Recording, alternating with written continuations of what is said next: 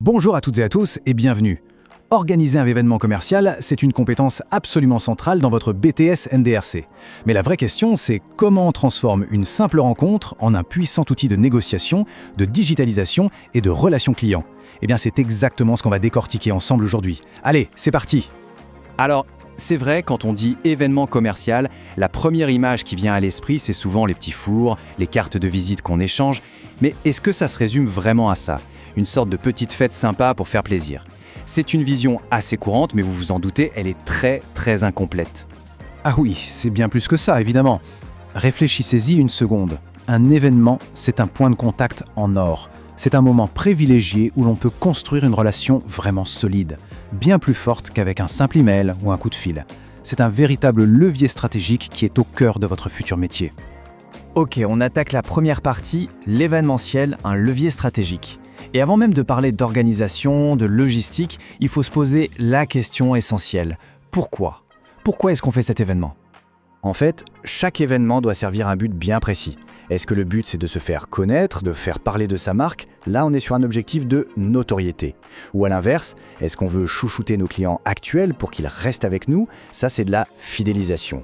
Et puis bien sûr, on peut vouloir générer de nouveaux contacts, faire de la prospection ou encore faire le show pour le lancement d'un nouveau produit. Ce choix de départ est crucial car absolument toutes les décisions découleront de cet objectif. Allez, phase numéro 1, préparer le succès. Une fois qu'on a notre pourquoi, on peut s'attaquer au comment. Et croyez-moi, une bonne préparation, c'est 90% du travail. Pour que ce soit bien concret, prenons un cas pratique. Imaginez que vous devez organiser le lancement d'un nouveau logiciel qui s'appelle Optima.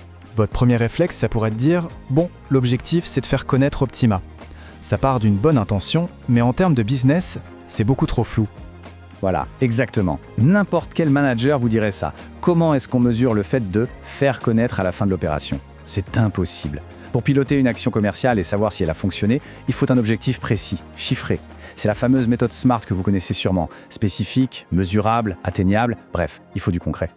Ah, voilà, là on parle. C'est un objectif bien plus puissant, c'est spécifique, on veut des leads qualifiés pour une démo, et c'est mesurable, on en veut 50.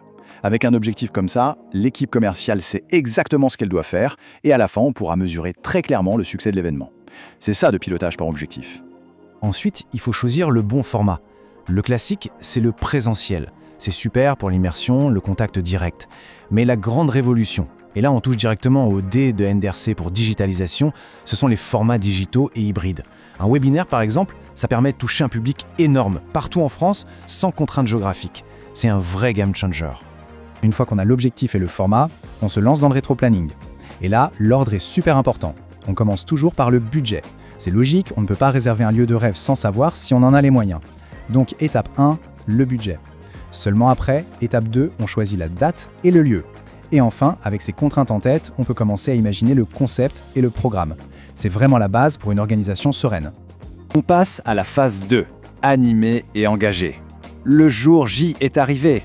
La préparation est faite et maintenant, tout l'enjeu, c'est de créer du lien, de marquer les esprits. C'est le cœur de la relation client. Pour captiver un auditoire, il n'y a rien de mieux que le storytelling. Plutôt que de lister les caractéristiques techniques de votre logiciel, ce qui endort tout le monde en 5 minutes, racontez une histoire. L'histoire d'un client qui était débordé et qui, grâce à vous, a gagné 2 heures par jour. Vous voyez la différence? On ne vend pas un produit, on vend un résultat, une émotion.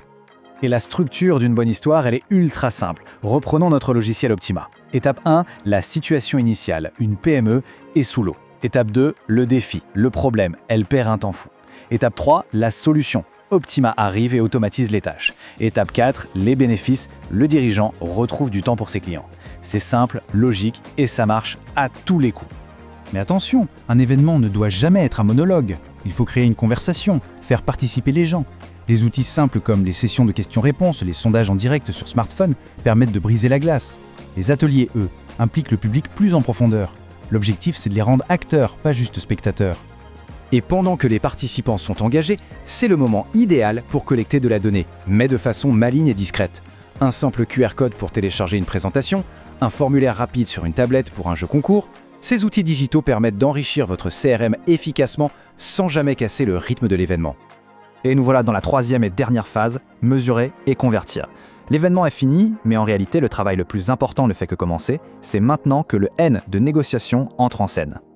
Pour bien illustrer cette phase, on va prendre l'exemple de l'entreprise Tech Solutions. Ils ont organisé un sommet 100% en ligne, le Connect Flow Summit, avec un objectif très clair, générer des leads qualifiés. Voyons comment ils ont mesuré leur succès. Pour mesurer le fameux retour sur investissement, le ROI, on utilise des indicateurs clés, les KPI. Mais attention, il faut les lire tous ensemble. Avoir un grand nombre de visiteurs, c'est bien, mais si le taux de conversion derrière est minuscule, votre coût par lead va exploser et l'opération ne sera pas rentable du tout. C'est l'ensemble de la chaîne qu'il faut analyser. Ce graphique illustre parfaitement ce qu'on appelle l'entonnoir de conversion. Regardez, Tech Solutions a eu 1600 inscrits. C'est un super chiffre.